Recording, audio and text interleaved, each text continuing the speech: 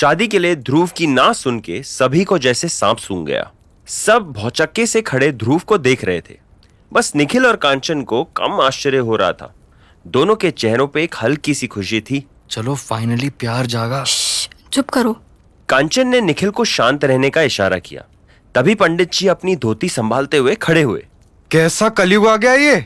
दूल्हा मंडप में खड़े होके विवाह को मना कर रहा है। ये इस पवित्र प्रथा का घोर अपमान है। हजारों शादियां कराई हैं मैंने, लेकिन ऐसा दुर्व्यवहार पहली बार देख रहा हूँ। इससे पहले कि पंडित जी आगे कुछ बोलते, मौसा जी ने उनके कंधे पे हाथ रखा। अरे पंडित जी, आप 1 मिनट शांत रहोगे? हाँ, मैं तो शांति हूँ। अशांति तो दूल्हे ने मचा रखी है। ऐसा दूल्हा आज तक नहीं देखा मैंने। मौसा जी ने गुस्से में पंडित जी का कंधा जोर से दबाया। पंडित जी फिर शांत हो गए। स्वाति को अपने कानों पे भरोसा नहीं हो रहा था कि ध्रुव ने शादी के लिए मना कर दिया है। उसने ध्रुव का हाथ पकड़ के जोर से हिलाया। तुम मजाक कर रहे हो ना Dhruv? How can you do this? बेटा, हमसे कोई गलती हो गई है तो हमें माफ कर देना। अंकल, आप प्लीज मुझे शर्मिंदा मत कीजिए। आपसे कोई गलती नहीं हुई है। It's just that I can't marry Swati. मैं ये नहीं कर पाऊंगा। तभी ध्रुव के पापा आगे आए और उन्होंने उसे एक जोर का थप्पड़ लगाया। ये देख ध्रुव की मम्मी ने उनका हाथ पकड़ लिया। क्या कर रहे हैं आप? सबके सामने तो मत मारिए, ये ठीक नहीं है। सबके सामने हमारी इज्जत मिट्टी में मिला रहा है, वो ठीक है? पापा, बात सिर्फ इज्जत की नहीं है, मेरी लाइफ की भी है। मैं ये शादी नहीं कर सकता। आप चाहे मुझे जितना भी मार लो। तुम क्या, तुम्हारे बाप को भी करनी पड़ेगी। स्वाति का अब रोना शुरू हो गया था। उसकी मम्मी और रिश्तेदार उसे संभालने लगे थे। अंकुश स्वाति के करीब जाना चाहता था, लेकिन वो दूर ही रहा। इतने में मौसा जी बोल पड़े। ये सब आप लोगों के प्यार का नतीजा है भाई साहब। पंडित जी, आप मंत्र शुरू करो और ध्रुव, तुम चुपचाप फेरे लो। ऐसे शादी को मजाक मत बनाओ। तुम्हारी इस हरकत से लोगों का शादी से विश्वास ही उठ जाएगा। बिल्कुल सही कह रहे हो पवन। फूफा जी की ये बात सुन के मौसा जी उनको आश्चर्य से देखने लगे। आज आपने मेरी हाँ में हाँ कैसे मिला दी? जहाँ ठीक बात करोगे वहाँ मुझे हाँ में हाँ मिलाने में कोई दिक्कत नहीं है। मैं तो हमेशा ठीक ही बात करता हूँ। नहीं, तुम हमेशा बेवकूफी वाली बात ही करते हो ना। क्या मैं बेवकूफी टाइप बात करता हूँ? तुम तो जैसे बहुत बड़े ज्ञानी वाली बातें करते हो। सही बताऊं, तुमसे बड़ा उल्लू कोई नहीं है। क्या उल्लू कहा मुझे? सभी लोग अब ध्रुव की बात को भुला के फूफा जी और मौसा जी की बहस को देखने लगे। निखिल जल्दी से दोनों के बीच आया। अरे अरे फूफा जी, मौसा जी, ये कोई टाइम है लड़ने का? अभी इतना बड़ा धमाका हुआ है, उसके बारे में सोचिए। अरे सोचना क्या है ध्रुव, तुम्हें शादी करनी ही पड़ेगी। निखिल और कंचन, तुम लोग समझाओ ना ऐसे कुछ। अरे मजाक चल रहा है क्या यहाँ? कौन सा नशा करके आया है ये लड़का? ध्रुव, मैं बता दे रहा हूँ, चुपचाप फेरे पूरे करो। बेटा, अचानक से क्या हो गया तुम्हें? बहू, तुमने इसे कुछ दिया क्या? तुम दोनों के बीच कोई झगड़ा हुआ? नहीं नहीं मम्मी, मैंने तो बस शेरवानी के लिए कहा था। ध्रुव, तुम शादी इसलिए नहीं करना चाहते क्योंकि मैंने तुम्हारी शेरवानी चेंज करवा दी। अच्छा ठीक है, तुम पुरानी शेरवानी पहन लो, मैं कुछ नहीं कहूंगी। चलो मैं तुम्हारी शेरवानी खुद बदल देती हूँ। ध्रुव स्वाति के करीब आया और उसने उसका हाथ पकड़ा। स्वाति, बात शेरवानी की नहीं है, हमारी लाइफ की है। और अगर हमने ये शादी करी तो हम दोनों की लाइफ बर्बाद हो जाएगी। How dare you to say that? मुझसे शादी करके तुम्हारी लाइफ बर्बाद हो जाएगी? ध्रुव, तुम अभी तक क्यों सो रहे थे? फेरे के समय ही तुम्हें आत्मज्ञान हुआ। स्वाति का गुस्सा अब सर पे सवार हो गया था। उसने ध्रुव के सीने पर मारना शुरू कर दिया था। ध्रुव चुपचाप खड़ा था। तभी स्वाति की माँ ने आके उसका हाथ पकड़ा। क्या कर रही है? बोला था ज्यादा परेशान मत कर दामाद जी को। ध्रुव बेटा, हम तुमसे माफी मांगते हैं इसकी तरफ से। अंकुश, निखिल और कांचन वहीं खड़े थे और चाहकर भी कुछ बोल नहीं पा रहे थे। तभी स्वाति के पापा वहाँ आ गए। मैं मानता हूँ मेरी बेटी में थोड़ा बचपना है, लेकिन दिल की बहुत अच्छी है। आई नो अंकल, और आप लोग प्लीज मुझसे माफी मत मांगिए। माफी तो मुझे आप लोगों से मांगनी चाहिए। स्वाति से मुझे कोई प्रॉब्लम नहीं है। नो ध्रुव, तुम्हें मुझसे ही प्रॉब्लम है। फोटो के लिए तुम इसलिए नाटक कर रहे थे ना कि मेरे हाथ से खाना भी नहीं खाया तुमने। सब मुझे अब समझ में आ रहा है। स्वाति, मैं कोई नाटक नहीं कर रहा था। ट्रस्ट मी, मुझे तुमसे कोई प्रॉब्लम नहीं है। अरे यार, तुम गांजा फूक के आए हो क्या? स्वाति बेटी से अगर कोई दिक्कत नहीं है तो शादी करो ना। लगता है चक्कर आने से तुम्हारा दिमाग भी चकरा रहा है। तमाशा मत करो ध्रुव, पूरे शहर में, बिरादरी में तुम्हारे पापा की थू थू हो जाएगी। अपना नहीं लेकिन परिवार का तो सोचो। मुझे तो सुबह से ही लग रहा था कोई अपशगुन होने वाला है। एक के बाद एक बाधाएं आ रही थी शादी में। मेरी बात मानिए, जोर जबरदस्ती से शादी करने का कोई फायदा नहीं है। अरे ये शादी कोई जोर जबरदस्ती से नहीं हो रही है। दोनों ने बाकायदा एक दूसरे को पसंद किया है, एक दूसरे से प्यार करते हैं। पता नहीं ये लड़का उल्टी पुल्टी बातें क्यों कर रहा है अभी। इन दोनों की कुंडलियां ठीक से मिलाई तो गई थी ना? हाँ हाँ, सब हुआ था। स्वाति के पापा ने ध्रुव के आगे हाथ जोड़े। बेटा, कुछ डिमांड हो तो बता दो, कार वार हम सब दिला देंगे। अरे नहीं नहीं अंकल जी, मुझे डाउरी वाउरी कुछ नहीं चाहिए। मैं तो इन सब चीजों के सख्त खिलाफ हूँ। नालायक, जब कोई वजह नहीं है तो क्यों तमाशा कर रहा है? पंडित जी, अब मंत्र पढ़ना शुरू करो। इसकी किसी भी बकवास पर ध्यान मत देना। शादी तो आज होकर रहेगी। पापा मम्मी, आप लोग समझ क्यों नहीं रहे हो? अब मैं तुम्हारी कोई बात नहीं सुनूंगा और तुम्हें जो भी कहना है फेरे के बाद कहना। अरे फेरों के बाद कहने को बचेगा ही क्या?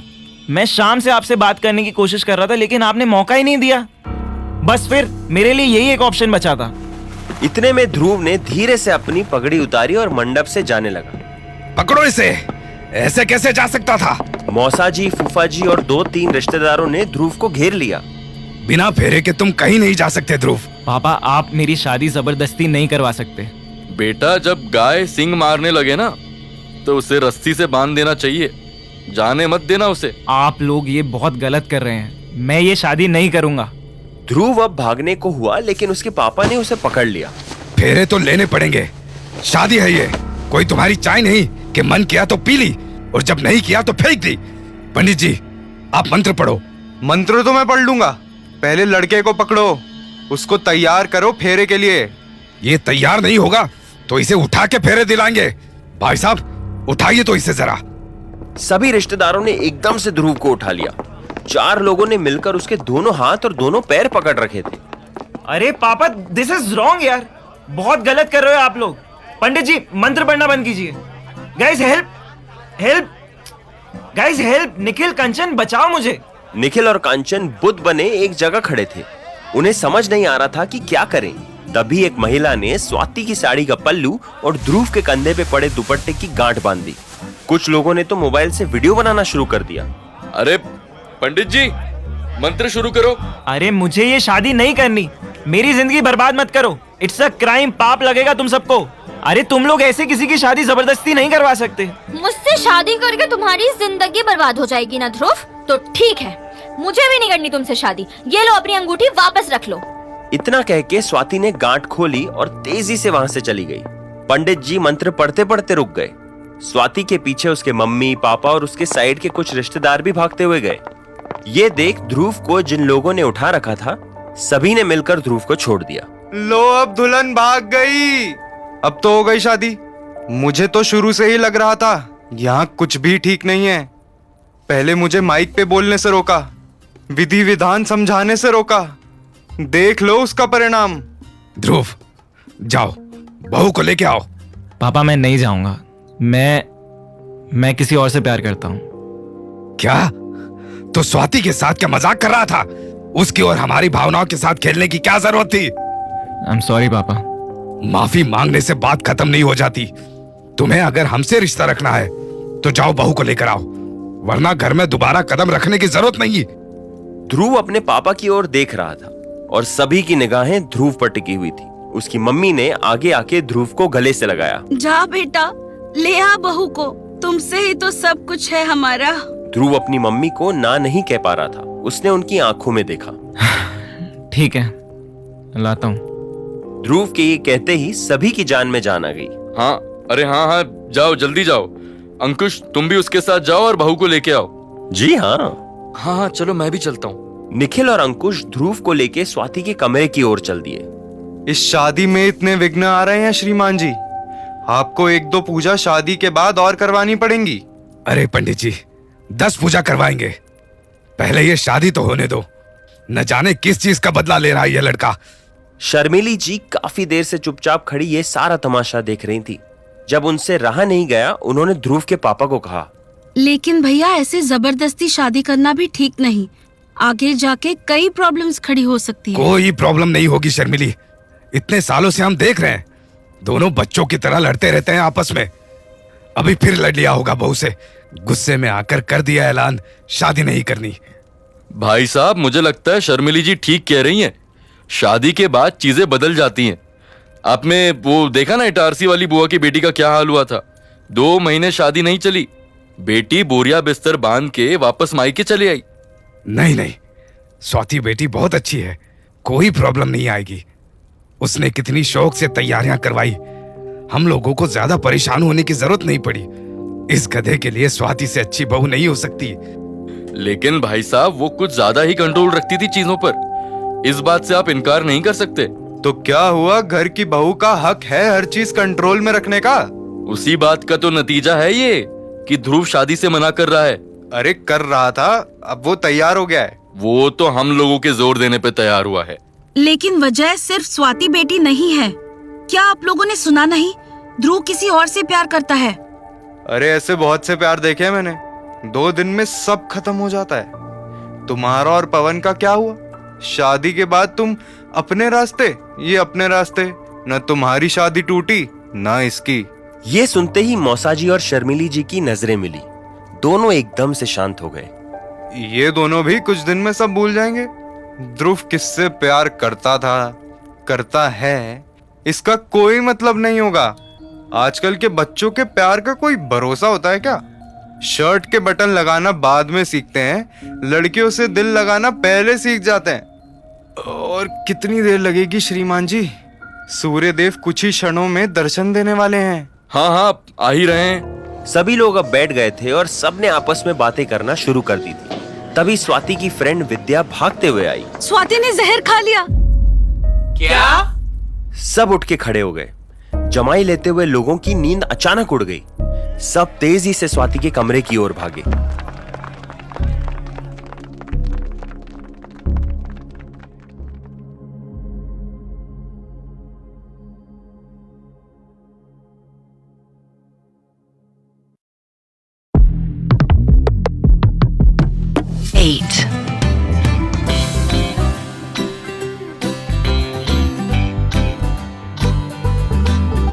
स्वाति के जहर खाने की बात से बेखबर अंकुश, निखिल और ध्रुव होटल के गेट के पास खड़े सिगरेट पी रहे थे।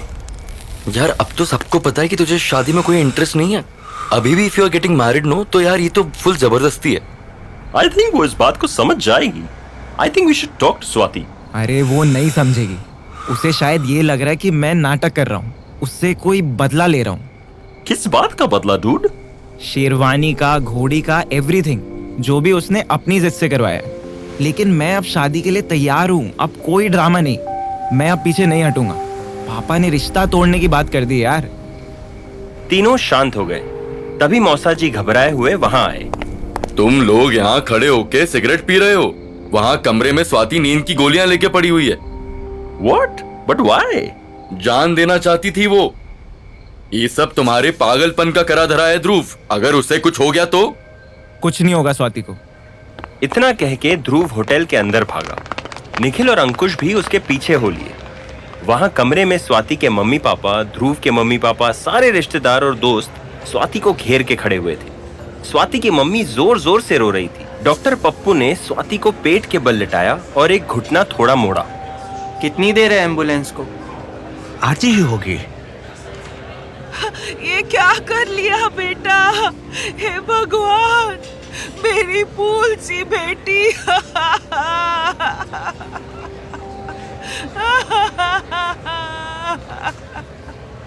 विद्या बेटी, आंटी को जरा बाहर लेकर जाओ। विद्या ने बहुत ही मुश्किल से स्वाति की मम्मी को बाहर जाने के लिए राजी किया।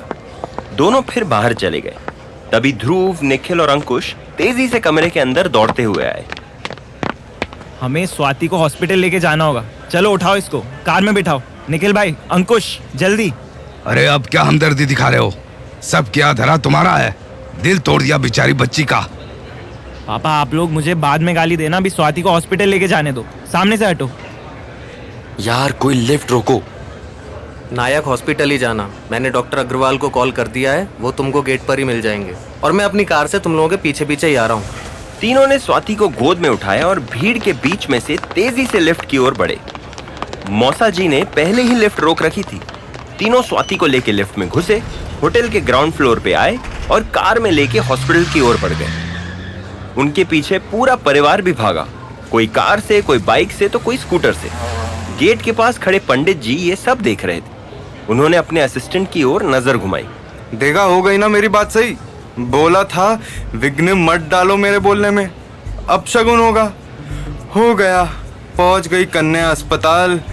चलो मैं चल के एक नींद ले लेता हूँ। हमारा कार्य तो शुरू होने से पहले ही समाप्त हो गया। पंडित जी और उनका असिस्टेंट मंडप की ओर चल दिए। उधर स्वाति को हॉस्पिटल ले जाते हुए ध्रुव बेचैन सा हो रहा था। स्वाति यार, तुम ऐसा कैसे कर सकती हो? तुम मुझे इतना चाहती हो, ये मैं कैसे नहीं देख पाया? मैं भी कितना सेल्फिश निकला, सिर्फ अपने बारे में सोचता रहा। एक सेकंड भी ये नहीं सोचा कि तुम पे क्या बीतेगी। तुम इस हद तक जा सकती हो, I could never imagine. I am so sorry Swati, मैंने तुम्हारा दिल तोड़ा है। एंड आई प्रॉमिस, मैं तुमसे ही शादी करूंगा। तुम जैसा कहोगी वैसा ही करूंगा, बस तुम ठीक हो जाओ। थोड़ी ही देर में हॉस्पिटल आ गया। निखिल ने कार पार्किंग में लगाई और ध्रुव और अंकुश स्वाति को गोद में लेकर तेजी से हॉस्पिटल के अंदर भागे। अंदर उन्होंने स्वाति को स्ट्रेचर पे लिटाया, तभी डॉक्टर अग्रवाल आए। आप ध्रुव हैं? जी डॉक्टर, मैं ध्रुव, पप्पू चाचा, I mean doctor Pankaj. I know, he told me everything on the phone. Don't worry, हम इनका ट्रीटमेंट इमीडिएटली स्टार्ट कर रहे हैं। आप तब तक रिसेप्शन पर जाके फॉर्म भरिए। जी थैंक यू डॉक्टर। चलो इधर आओ, पेशेंट को ऑपरेशन थिएटर में ले चलो। पास में खड़े 2 वार्ड बॉयज आगे बढ़े और स्ट्रेचर पे लेटी स्वाति को ऑपरेशन थिएटर की ओर लेके चल दिए। ध्रुव आंखों में आंसू लिए स्वाति के पास आया। Sorry Swati, sorry. इतने में वार्ड बॉय स्ट्रेचर को आगे लेके चले गए। ध्रुव वहीं रुक गया। अंकुश और निखिल उसके पास आए। ध्रुव निखिल के गले लग गया। मुझसे बड़ा सेल्फिश इंसान इस दुनिया में नहीं है। सिर्फ अपनी खुशी सोची, भूल ही गया कि एक अच्छे इंसान का दिल भी तोड़ रहा हूँ। थोड़ी ही देर में ध्रुव और स्वाति के 20 से 25 करीबी रिश्तेदार हॉस्पिटल पहुंच गए। सब अभी भी शादी के कपड़ों में थे। आते ही सभी ने हंगामा खड़ा कर दिया।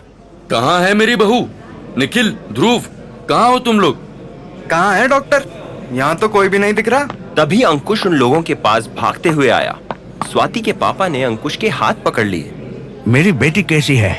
ठीक तो है ना? यहाँ के सारे डॉक्टर मर गए क्या? डॉक्टर कहाँ है? इतना शोर सुन के हॉस्पिटल में यहाँ वहाँ सो रहे लोग जाग गए। निखिल भी रिसेप्शन से भागते हुए आया। अरे मौसा जी, फूफा जी, अंकल, आप शांत हो जाओ। डॉक्टर्स लेके गए हैं स्वाति को ऑपरेशन थिएटर। रिश्तेदारों में एक गांव से आए बुजुर्ग ने ये बात सुन ली। अरे यहाँ पर थिएटर भी है? कौन सी फिल्म चल रही है? अरे दादा, ऑपरेशन थिएटर, जहाँ ऑपरेशन होता है। अंकल प्लीज रिलैक्स, स्वाति का ट्रीटमेंट शुरू हो गया है, आप टेंशन मत लीजिए। आप लोग घर जाओ और हम हैं ना यहाँ पे संभालने के लिए। अरे ऐसे कैसे घर चले जाएं? जब तक बहू ठीक नहीं हो जाती हम लोग कहीं नहीं जा रहे। ध्रुव के पापा स्वाति के पापा के साथ ही खड़े हुए थे। उन्होंने पीछे की ओर देखा। पप्पू तुम जाओ तो जरा पता करो स्वाति बेटी को होश आया कि नहीं। हाँ ठीक है, मैं जाता हूँ। डॉक्टर पप्पू ऑपरेशन थिएटर की ओर बढ़ गए। उनके पीछे सभी चलने लगे। अरे आप लोग यहीं रुको, पेशेंट को देखने जा रहा हूँ, कोई जंग पर नहीं जा रहा हूँ कि सब चल दिए। हॉस्पिटल में कुछ लोग बेंच पे लेटे हुए सो रहे थे। मौसी जी और फूफा जी ने उनके पैर उठा उठा के नीचे रखे और बेंच पे खुद भी बैठे और रिश्तेदारों को भी बिठाया। लोगों की नींद खुल गई। कुर्सियाँ बैठने के लिए होती है, सोना है तो घर जाके सो।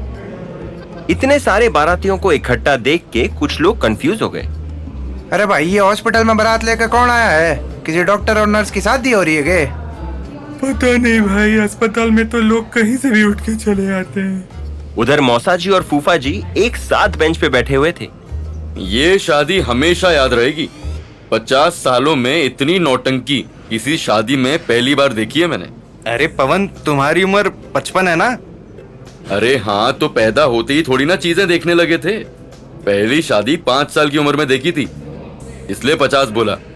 अगर जिंदा रहे तो अगले 50 साल में भी ऐसी शादी नहीं देख पाओगे।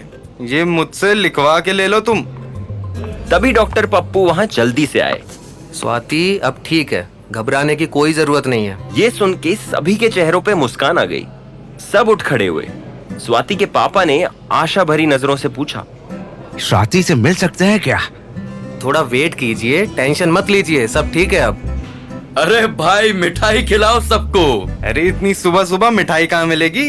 अरे मिठाई ना सही, चाय तो चलेगी। गरम गरम चाय मंगवाओ सबके लिए। इतनी सुबह चाय का मजा ही अलग होता है। मौसा जी वहीं दीवार से लगी कुर्सियों पे बैठी महिलाओं के पास गए। उनके बीच में शर्मीली जी बैठी हुई थी। मौसा जी ने उनसे पूछा, आप चाय पियेंगी? सभी लेडीज पियेंगी। हाँ हाँ, सबके लिए मंगवा देते हैं, लेकिन आपके लिए मैं स्पेशल चाय लेकर आता हूँ। मौसा जी ने अंकुश को साथ में लिया और दोनों चाय लेने के लिए बाहर निकल गए। थोड़ी देर में दोनों एक बड़े से जग में चाय लेके आए और सभी को चाय पिलाई। मौसा जी ने एक पेपर कप में अलग से चाय डाली और शर्मिली जी के पास लेकर गए। उस वक्त शर्मिली जी अकेली बैठी हुई थी।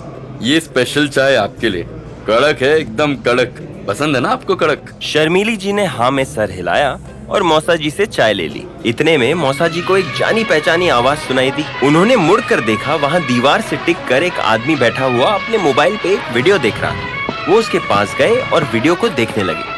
वीडियो देखते ही उनकी आंखें फटी की फटी रह गई।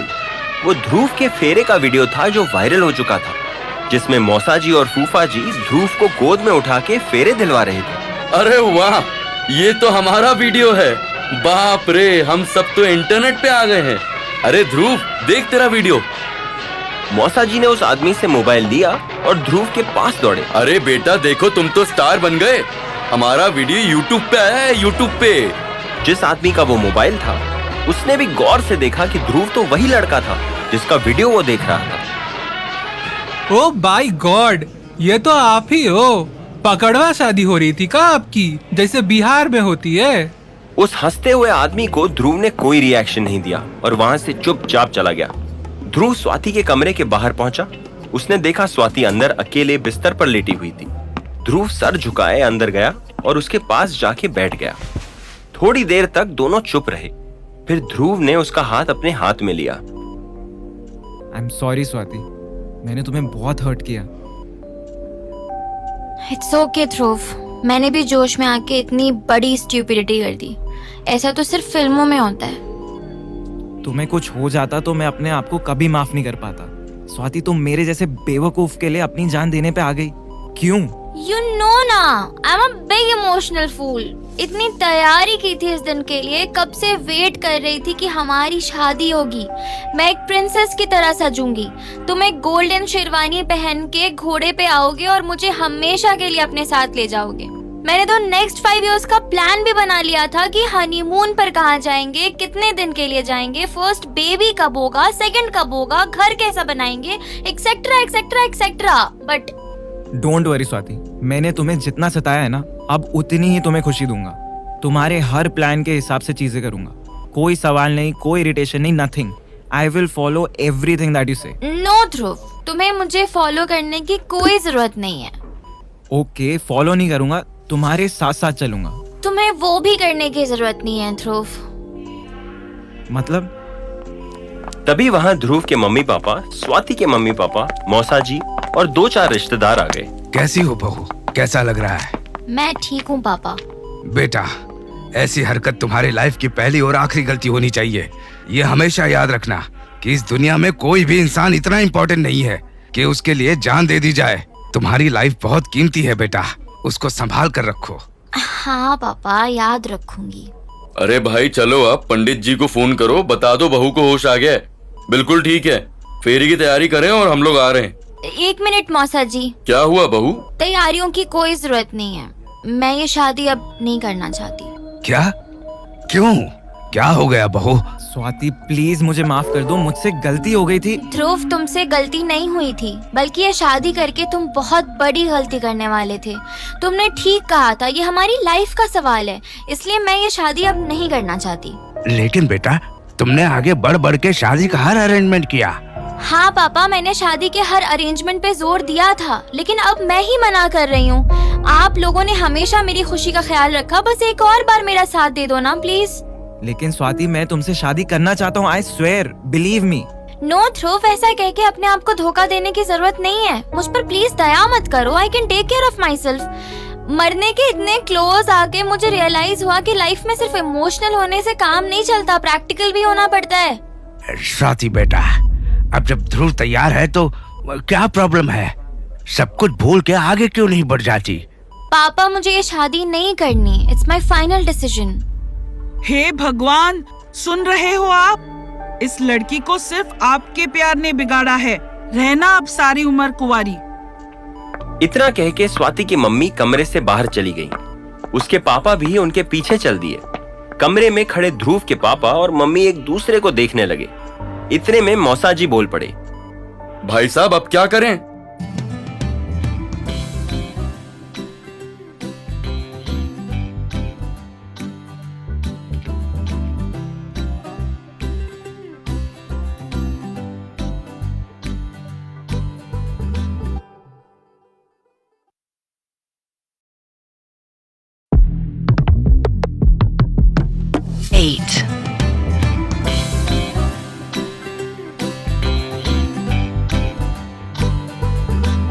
ध्रुव के पापा जल्दी से स्वाति के मम्मी पापा के पीछे गए।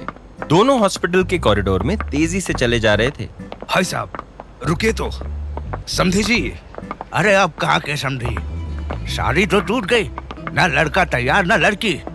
लेकिन भाई साहब, ये सब ध्रुव के कारण हुआ है। आपके बेटे ने सारे रिश्तेदारों के सामने हमारी बेटी का मजाक बना दिया। हमारे लिए अब समाज में उठना बैठना कितना मुश्किल होगा। जहाँ जाएंगे लोग चार बातें करेंगे। मैं समझ रहा हूँ, लेकिन आपने देखा ना, हमने ध्रुव को शादी करने के लिए राजी करने के लिए कितनी कोशिशें की। गोद में उठा के फेरे तक लेने लगे थे। भाई साहब, सिर्फ आपकी बदनामी की बात नहीं है, इसमें हमारी भी बदनामी है।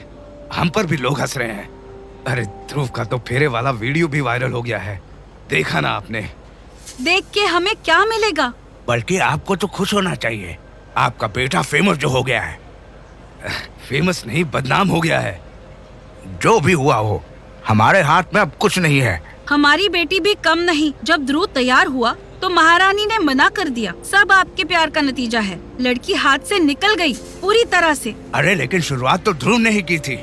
मेरी बेटी में इतनी हिम्मत तो है कि इतना कुछ होने के बाद भी मना कर रही है। इनके लड़के जैसे पलटू राम नहीं है वो कि आखिरी वक्त में पलट जाए। मैं आपकी इस बात से बिल्कुल सहमत हूँ भाई साहब कि वो एक नंबर का पलटूबाज है। मैं आपकी लड़की के लिए ध्रुव से भी अच्छा लड़का ढूंढूंगा। आपको हमारी बेटी पर तरस खाने की जरूरत नहीं है। उसको लड़कों की कमी नहीं, आप अपने बेटे की सोचिए। अरे कौन ऐसे पलटू से शादी करेगा? मैं बहुत शर्मिंदा हूँ ध्रुव की हरकत से। आपसे हाथ जोड़ के माफी मांगता हूँ। अब इस माफी का कोई मतलब नहीं रह गया भाई साहब। अब तो बस ये दुआ करो कि दोबारा ऐसा कुछ ना हो। मैंने तो सोच लिया है, अब कभी स्वाति की शादी हुई तो लाखों का खर्चा नहीं करने वाला। या तो कोर्ट मैरिज करवाऊंगा या गायत्री मंदिर में शादी।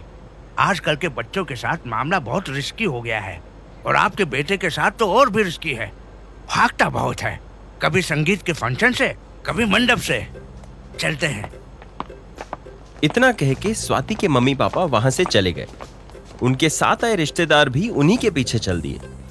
उधर कमरे में स्वाति और ध्रुव अपने मम्मी पापा की नाराजगी से बेखबर अपनी बातों में उलझे हुए थे। स्वाति ने ध्रुव के हाथ पर हाथ रखा। सो टेल मी, उस लकी लड़की का नाम क्या है? किससे प्यार करते हो ध्रुव? संस्कृति। संस्कृति? तुम संस्कृति से प्यार करते हो? लेकिन उसकी तो अंकुश से शादी होने वाली है। अंकुश को पता है ये? हाँ। ध्रुव ने दरवाजे के बाहर खड़े अंकुश की ओर देखा और उसे इशारे से कमरे के अंदर बुलाया। अंकुश एकदम से अंदर आया। हाय स्वाति, कैसी हो? How are you feeling? Swati Ankush को बिना किसी भाव के देख रही थी। अंकुश ने ध्रुव की ओर देखा। क्या हुआ? What happened? स्वाति तुम्हारे और संस्कृति के बारे में जानना चाहती है। Sanskriti is broken up with me. I don't know how to say this, but हमारी शादी नहीं हो रही है। It's not happening. Marriage what? कल रात इसलिए तुम? तीनों के बीच चल रही बातों को दरवाजे से अंदर आ रहे ध्रुव के पापा और मौसाजी ने सुन लिया। निखिल और कांचन भी कमरे में आए। इससे पहले कि स्वाति आगे कुछ कहती, ध्रुव के पापा भड़क गए। कौन है ये संस्कृति? और तुम्हें किसी और से पेंच लड़ाने का टाइम कब मिल गया? अरे भाई साहब, वो लड़की कंचन बहू की दोस्त है। ध्रुव उसे निखिल और कंचन की शादी में मिला था। खूब जमी थी दोनों की। पूरी रात एक दूसरे से बातें कर रहे थे। मुझे तो देखते ही समझ आ गया था कि कुछ ना कुछ तो लफड़ा है। तो बताया क्यों नहीं आपने? पहले बता देते तो ये कांड तो ना होता। अरे मुझे लगा टाइम पास चल रहा होगा दोनों का, बात यहाँ तक पहुँच जाएगी सोचा नहीं था। कंचन, वो लड़की तुम्हारी फ्रेंड है? जी जी पापा जी। तुम्हें पता था दोनों के बीच में लफड़ा चल रहा है? नहीं, मुझे तो लगा बस दोनों अच्छे दोस्त हैं। मुझे नहीं पता था ये लोग एक दूसरे से प्यार करते हैं। कांचन ने ध्रुव की ओर देखा और आंखों ही आंखों में ऐसा कहने के लिए सॉरी कहा। वो लड़की है कहाँ? इससे पहले कि कांचन जवाब देती, वहां डॉक्टर अग्रवाल आ गए। कमरे के बाहर रिश्तेदारों की इतनी भीड़ देखकर और अंदर इतने लोगों को देखकर वो भड़क गए। ऐसा लग रहा है आज यहीं शादी करवा कर जाएंगे आप लोग। अरे इतने बाराती यहाँ कॉरिडोर में क्या कर रहे हैं? हाँ हाँ, आप लोग बाहर बैठो भाई, पेशेंट को अकेला छोड़ दो। मौसा जी कमरे से बाहर निकले और वहां खड़े रिश्तेदारों की ओर देखा। शादी कैंसिल हो गई है, आप लोग वापस जा सकते हैं। जितना जल्दी हो होटल पहुंचो, क्योंकि 10 बजे कमरा खाली करना है। ज्यादा देर रुके तो एक्स्ट्रा पैसे लग जाएंगे, जो अब दूल्हा या दुल्हन दोनों पक्षों में से कोई नहीं देने वाला है। आप ही को भरने पड़ेंगे फिर। ये सुनते ही लगभग सारे बाराती बातें करते हुए हॉस्पिटल के बाहर की ओर चलने लगे। चलो भाई होटल चलते हैं, हम रूम का पैसा क्यों भरे? सही है भाई साहब, बेकार ही हो गया अब आना जाना। ऐसी शादी तो हमने पूरी जिंदगी में नहीं देखी। शादी हुई भी कहाँ, हमारी तो छुट्टियां भी बर्बाद हो गई। 10,000 और खर्च हो गए आने जाने में। बच्चों के स्कूल का अलग नुकसान। हमने भी बेवकूफी की। 1100 लिफाफे में रखे रात को ही मौसी को पकड़ा दिए। अब तो वापस भी नहीं मांग सकते। सही बात है, किस मुंह से मांगे? एक ही तरीका है, दोबारा शादी करे तब कुछ भी नहीं देंगे। अब तो हम नहीं आने वाले, चाहे कितना भी फोन करे, वहीं से बधाई दे देंगे। इस लड़के का कोई भरोसा नहीं कब कहाँ पलट जाए। हॉस्पिटल में अब कुछ खास मेहमान ही रह गए थे, जैसे कि फूफा जी, मौसा जी, शर्मीली जी, ध्रुव के मम्मी पापा, अंकुश, निखिल, कांचन और 2-3 रिश्तेदार। स्वाति के साइड से उसकी फ्रेंड विद्या और 2-3 कजन्स ही बाकी थे। उसके मम्मी पापा शादी के अरेंजमेंट्स को समेटने के लिए निकल गए थे। डॉक्टर, वो अब स्वाति को घर ले जा सकते हैं क्या? नहीं, एक दिन तो ऑब्जर्वेशन में रखना पड़ेगा। पेशेंट के पेरेंट्स कहाँ हैं? उनको थोड़ा काम था इसलिए चले गए। हम लोग हैं ना। डॉक्टर ने स्वाति का चेकअप किया और फिर वहां से चले गए। ध्रुव के पापा के दिमाग में अभी भी संस्कृति को लेके बातें चल रही थी, मगर उन्होंने स्वाति के सामने बात करना ठीक नहीं समझा। कंचन बेटा, तुमसे जरूरी बात करनी है, तुम शाम को मिलो। मौसा जी, हम लोग इटारसी वापस जाने का सोच रहे हैं। आज ही निकल जाएंगे तो अच्छा है। Nikhil, it's not fair. मैं तुम्हारी भाभी नहीं बन पाई तो तुम मुझे हॉस्पिटल में ऐसे छोड़ के जा रहे हो। कम से कम मुझे घर तो पहुंच जाने दो यार। भाभी ना सही फ्रेंड तो हूँ। हाँ हाँ बहू, तुम जैसा कहोगी वैसा ही होगा। निखिल, कंचन तब तक नहीं जाएंगे जब तक तुम यहाँ से डिस्चार्ज नहीं हो जाती। Thank you. और अंकुश, तुम भी नहीं जाओगे, समझ आई? नहीं जाऊंगा। मुझे तो लगता है कि अभी यहाँ पे सिर्फ 1-2 लोगों को रुकना चाहिए, क्योंकि वो होटल से कमरे भी तो खाली करवाने। हाँ हाँ चलिए। स्वाति बेटा, अपना ख्याल रखना। ध्रुव, तुम यहीं रहो। इतने में मौसा जी ने शर्मिली जी की ओर देखा। अरे शर्मिली जी, चलिए मैं आपको छोड़ देता हूँ। अरे शर्मीली जी को निखिल छोड़ देगा? पवन, तुम साले साहब की फैमिली को लेके चलो। अरे आप लेके आओ ना, शर्मिली जी को मुझे स्टेशन भी छोड़ना है। अरे तुम उसकी टेंशन मत लो, निखिल छोड़ देगा ना। अरे लेकिन हाँ हाँ चलेगा। होटल से मुझे सिर्फ चेकआउट ही करना है। चले निखिल? जी आंटी, चलिए ना। एक और जहां ध्रुव की शादी टूटने पर सभी निराशा और गुस्सा लिए अपने घरों की ओर चल दिए, वहीं संस्कृति इन बातों से अनजान ग्वालियर पहुंच रही थी। ट्रेन में सुबह उसकी नींद खुली तो पता चला कि स्टेशन आ गया है। वो जल्दी से अपना सामान लेके स्टेशन पर उतरी। स्टेशन से बाहर निकल के उसने रिक्शा किया और घर की ओर निकल गई। अभी भी उसके दिमाग में ध्रुव छाया हुआ था। चलो भाग चले। उसने ध्रुव के ख्याल को एकदम से बंद किया और सुबह सुबह वॉक पे निकले लोगों को देखने लगी। कुछ 20 मिनट में वो घर पहुंच गई। संस्कृति की मम्मी अभी अभी ब्रश करके मुंह टॉवल से पोंछते हुए वॉशरूम से निकली थी। इतनी सुबह सुबह कौन आ गया? बेल की आवाज सुन के संस्कृति के पापा की नींद भी खुल गई। वो भी कमरे से बाहर आए। वो दूध वाला क्या पागल हो गया है? नींद खराब कर दी। खोल रही हूँ। संस्कृति, तुम तो कल आने वाली थी। संस्कृति अपना सामान लेकर अंदर आई, अपनी सैंडल उतारी और सोफे पे आके बैठ गई। चाय बनाओगी तो मैं भी पीऊंगी। तुमने फोन क्यों नहीं किया? पापा आ जाते स्टेशन लेने। हाँ और क्या, और अंकुश कहाँ है? वो नहीं आया तुम्हारे साथ? उसको दिल्ली जाना था क्या? पता नहीं, अभी तो वो इंदौर में ही है। अभी भी इंदौर में है? तो तुम वापस क्यों आ गई? तुम्हारी कुछ बात नहीं हुई क्या उससे? संस्कृति सोफे से उठी और अपना सामान लेके कमरे में चली गई। कमरे से ही उसने जवाब दिया, हुई थी, वो स्टेशन आया था। तो फिर वो तुम्हारे साथ क्यों नहीं आया? तुम अकेले कैसे आ गई? कोई बात हो गई क्या? संस्कृति के पापा ने अपनी पत्नी को इशारा किया कि और ना बोलें। संस्कृति की मम्मी चुप हो गई और किचन में चाय बनाने चली गई। थोड़ी देर में संस्कृति जब फ्रेश होकर कमरे से बाहर आई, उसकी मम्मी ने अंदर से आवाज दी, नाश्ता क्या बनाऊं? जो आप चाहो, अभी तो मेरा मन नहीं है, ऑफिस के लिए तैयार भी तो होना है। ऑफिस? तुमने तो छुट्टी ली थी ना आज तक की। मम्मी चाय बना के लेके आई और वहीं सोफे पे संस्कृति के साथ बैठ गई। हाँ ली थी, बट अब घर में भी बैठ के क्या करूँगी। तो आई क्यों?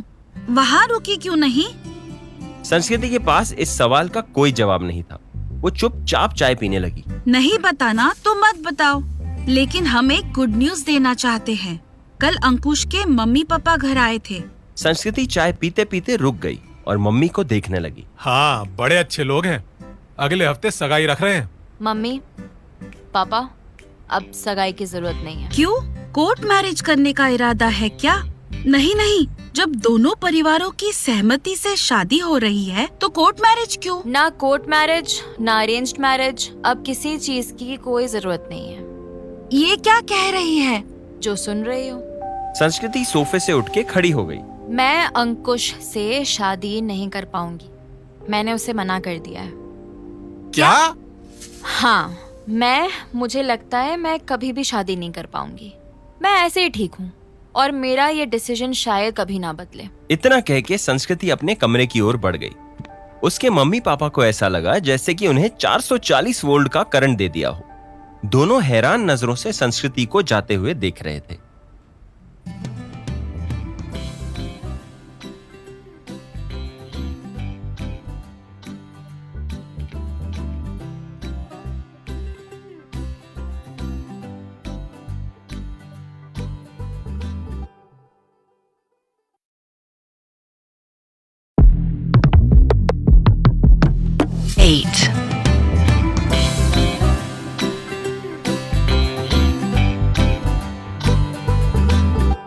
हॉस्पिटल में मौसा जी ये सोच के परेशान हो रहे थे कि अगर शर्मिली जी को स्टेशन तक छोड़ने का मौका गवा दिया तो वो उनसे दोबारा नहीं मिल पाएंगे। अगर आज शर्मिली से बात नहीं की तो कभी भी बात नहीं कर पाऊंगा। कैसे रोकूं इसे, कैसे कहूं? जब मौसा जी को कुछ नहीं समझ में आया तो उन्होंने सबके सामने ही अपने दिल की बात कहने का फैसला किया। शर्मिली जी चलते चलते रुक गईं। उन्होंने पलट के मौसा जी की ओर देखा। मैं तुमसे शादी करना चाहता हूँ। मौसा जी की बात सुन के निखिल और कांचन के चेहरों पे मजाकिया मुस्कान आ गई। वहीं फूफा जी और ध्रुव के पापा गुस्से में आ गए। बाकी रिश्तेदार भी मौसा जी को देख रहे थे। भाई साहब सठिया गए हो क्या? इस उम्र में शादी करोगे?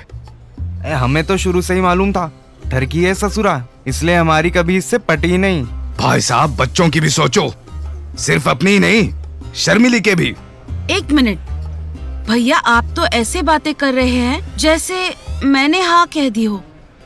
पवन, जो बीत गया वो बीत गया। सांप निकल जाने के बाद लकीर को पकड़ के पीटने से कुछ हासिल नहीं होगा। इस तरह की फालतू बातें दोबारा मत करना। चलो निखिल जी। शर्मिली जी कमरे से निकली और हॉस्पिटल के कॉरिडोर से होते हुए बाहर की ओर चल दी। निखिल भी उनके पीछे चल दिया। मौसा जी भी जल्दी जल्दी सबसे नजरें चुराते हुए कमरे से बाहर निकल गए। बाकी लोग भी वहां से जाने लगे। अब कमरे में सिर्फ स्वाति, ध्रुव और अंकुश बच गए थे। फूफा जी ने अंकुश की ओर देखा। तुम नहीं चल रहे क्या अंकुश? अंकल मैं थोड़ी देर में आता हूँ। लेकिन वो होटल रूम भी तो खाली करना है, एक्स्ट्रा चार्ज लग जाएगा बेकार में। मैं लड़की वालों की तरफ से हूँ अंकल, मेरे रूम की बुकिंग कल तक है। मैं तो भूल ही गया था तुम लड़की वालों की तरफ से हो। बढ़िया है भाई। इतना कह के फूफा जी आगे बढ़ गए। उनके जाते ही अंकुश वहां रखी एक कुर्सी पे बैठ गया। बेचारे मौसा जी का दिल टूट गया। ऐसा लग रहा है जैसे ये दिल टूटने का कोई सीजन चल रहा है। थैंक गॉड अंकुश कि तुम्हें अभी इस मौसम की हवा नहीं लगी। ओह आई एम सॉरी, मैं तो भूल ही गई थी कि तुम्हारा भी ब्रेकअप हो चुका है। इट्स ओके, शायद मुझे भी सॉरी कहना चाहिए। किस बात के लिए?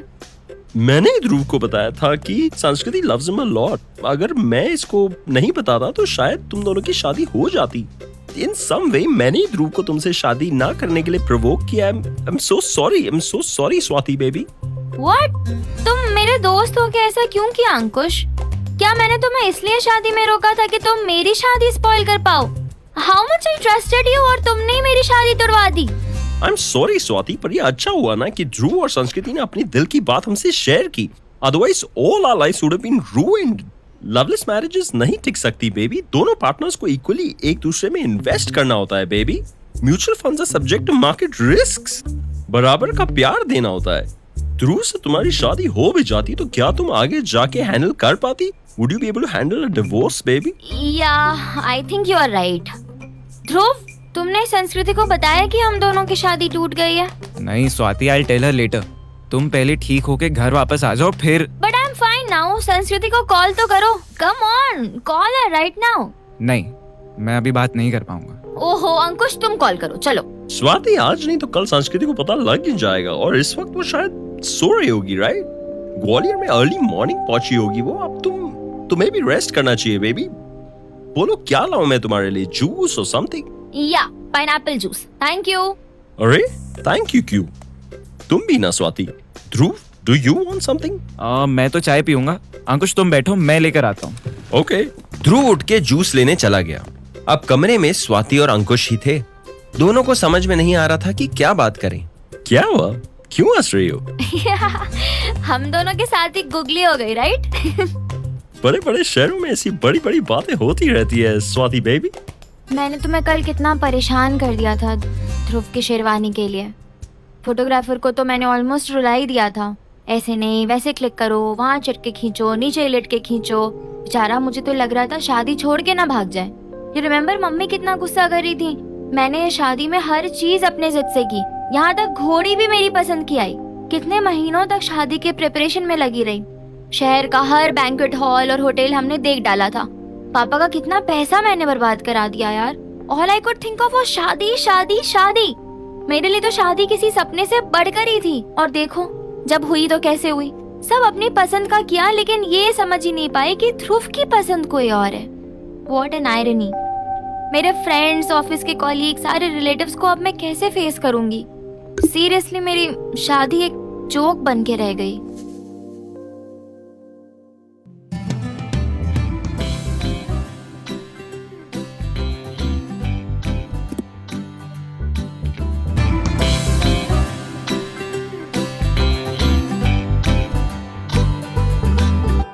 सीरियसली मेरी शादी एक जोक बन के रह गई।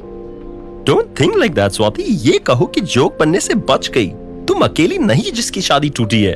दुनिया में बहुत ऐसे लोग हैं यार जिसकी शादी टूटी है, जो किन किन चीजों से गुजरे हैं। Most important thing is that you don't lose hope. हाँ, बट यू नो मैं शायद ही इतने एक्साइटमेंट से कभी दोबारा शादी कर पाऊँ। I am so scared now.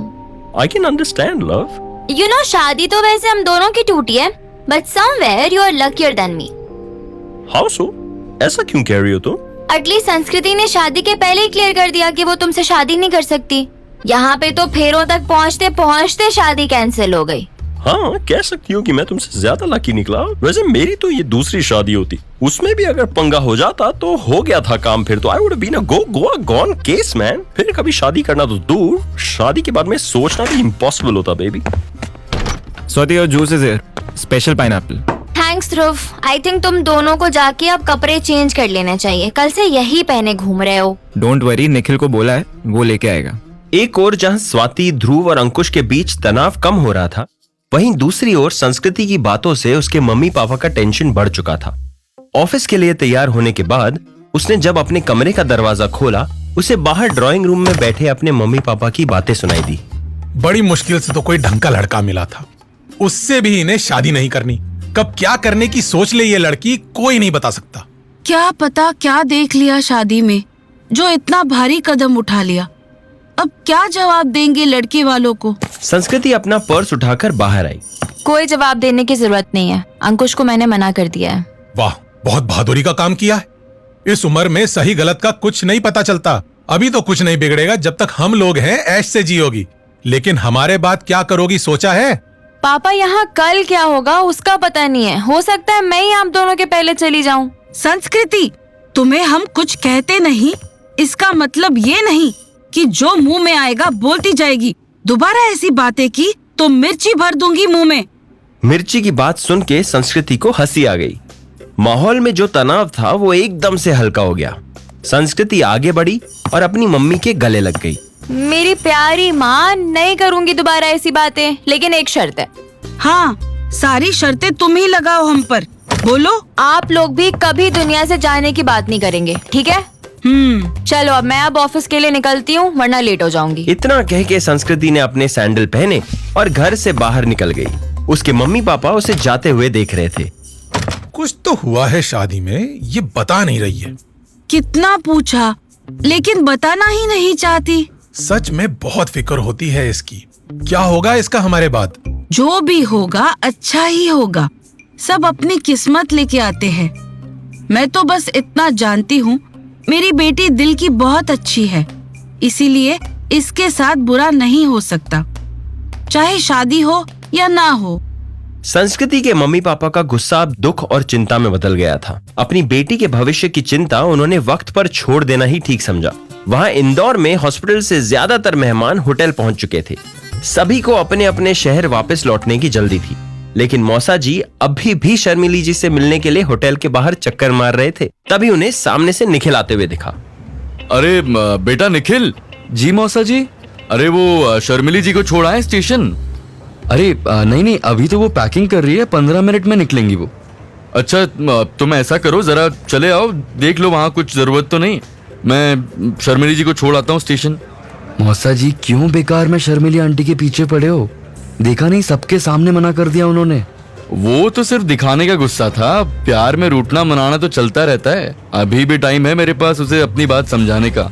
अगर तुम साथ दो तो आप ऐसा करो, आप उनके रूम में ही जाके पूछ लो। अगर आपके साथ जाने के लिए तैयार हो गई तो बस कॉल करके मुझे बता देना। क्या जबरदस्त आइडिया दिया है तुमने। मैं अभी जाता हूँ, रूम नंबर 301 है ना? हाँ, ये बात तुम ध्रुव के पापा या फूफा लोग को मत बताना, समझे? ये बात तुम्हारे और मेरे बीच में रहनी चाहिए। हाँ मौसा जी, आप तो खुल के ट्राई मारते रहो, आपको किसका डर है? मौसा जी हो, कौन क्या बोलेगा। ये भी सही है। मौसा जी शर्मिली जी के रूम की ओर चल दिए। इंदौर में जहां सभी अपने रिश्तों की उलझनों को सुलझाने में लगे हुए थे, वहीं ग्वालियर में संस्कृति हर रिश्ते को पीछे छोड़ के आगे बढ़ने की कोशिश कर रही थी। लेकिन ऑफिस में उसका मन कम लग रहा था। वो अपनी डेस्क पे बैठे मोबाइल पे रील्स देख रही थी।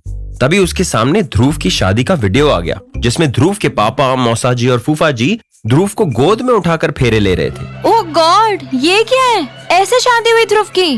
वीडियो को देख के संस्कृति को हंसी आ गई। वो बार बार उस वीडियो को रिपीट में देख रही थी और हंस भी रही थी। तभी उसके मोबाइल की रिंग बजी। उसने देखा स्क्रीन पे ध्रुव का नाम लिखा आ रहा था। ये देख संस्कृति की बेचैनी बढ़ गई। अब ये क्यों फोन कर रहा है? शादी तो अब हो गई, क्या चाहता है मुझसे? नहीं, मुझे अब इससे कोई रिश्ता नहीं रखना। बेल बजती रही, लेकिन संस्कृति ने फोन नहीं उठाया।